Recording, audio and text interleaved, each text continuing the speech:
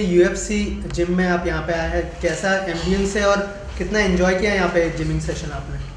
बहुत अच्छा है, सारे इक्विपमेंट्स है और बहुत सारा स्पेस भी है. Like it's a huge place, so you can do free hand exercise as well, you can do your yoga, you can do pilates, you can do whatever you want, and functional भी कर सकते हो. like mostly important like weights तो हम करते ही हैं, और हाँ महीने में हफ्ते में 2 दिन हम functional करते हैं. तो यहाँ पे बहुत सारा space है जहाँ पे आप functional कर सकते हो. and legs के तो बहुत सारे machines है, even abs के भी machines है, weights सब तरह के है like.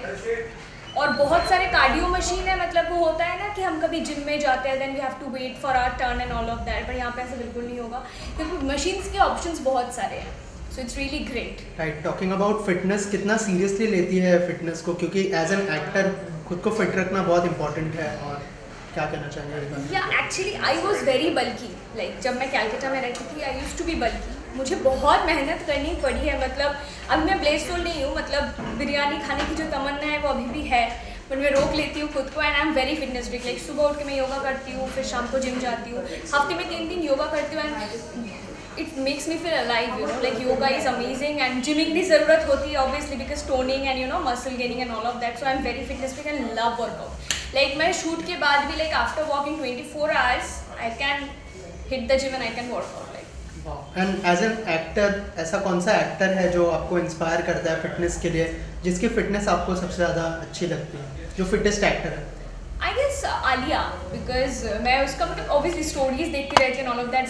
She goes to pilates classes, zumba classes, weight training, फिर नॉर्मल फंक्शनल वर्कआउट. मतलब शी इज़ एवरीबडी. में Sara Ali Khan, she is I guess she is also fitness freak and foodie like me. I am a foodie. So also talking about your professional front, क्या upcoming projects है, अगर उस बारे में कुछ बताएं? So basically we are coming up with Class of 2020 season 2, and apart from that I am doing a series for Voot. So the shooting has not yet started now, so it will, and hopefully Barrister Babu season 2 is coming. I don't know whether I'm there or not, but still I wish the team best of luck. Right. और barrister बाबू के fans लोगों की तरफ से I am sure बहुत सारे messages आते होंगे आपको. अगर कुछ बताएं कि क्या क्या मैसेजेस आते हैं, कितना मिस करते हो लोग आपको? बहुत सारे. इवन लोग अभी भी गाना गा के मुझे भेजते हैं, मेरे जो सीन्स है उसमें क्या रील बना के भेजते हैं. बैरिस्टर बाबू तो एक शो नहीं था, वो एक इमोशन था. मतलब वहाँ से मेरी जन्म हुई है मुंबई में, so that's a emotion for me and I always be a part of my life and I cherish those moments like anything. Like वो परिवार था. So that will always be special. Right. Any tips you would like to give to audience about your fitness? रात को 7 बजे के बाद खाना नहीं खाना चाहिए. मैं कभी कभी खा लेती हूँ, बट बिल्कुल नहीं खाना चाहिए. लाइक सूरज डूबने के बाद you shouldn't eat anything. And breakfast में you can eat whatever you want. Even you can eat पराठे. Like I तो have पराठे like हफ्ते में 2 दिन. So you can have that. उठने के बाद you should have you know lemon water with lukewarm water.